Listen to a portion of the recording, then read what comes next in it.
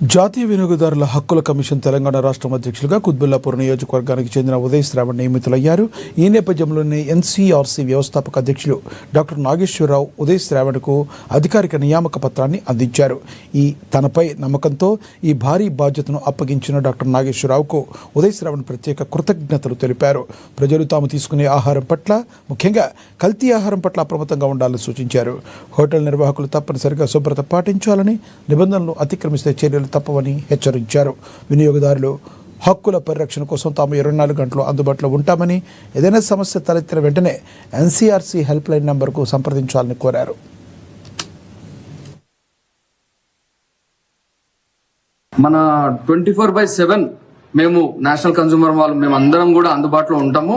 మీరు ఏదైనా సమస్య ఉన్నప్పుడు కూడా మేము ఖచ్చితంగా అక్కడికి వచ్చి ఆ సమస్యను ప్రభుత్వం దగ్గరికి తీసుకెళ్లి ఖచ్చితంగా సమస్యని మేము సాల్వ్ చేయడం జరుగుతుంది.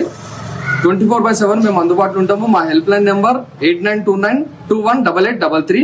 దీనికి మీరు కాల్ చేసి ఏ సమస్య అయినా నాకు చెప్తే, ఆ నెంబర్కి కాల్ చేసి చెప్తే మేము 24/7 మేము మీ సమస్యను మేము పట్టించుకొని ఖచ్చితంగా ప్రభుత్వం దృష్టికి వెళ్ళి మీకు న్యాయం చేయడానికి మేము ముందుంటాము.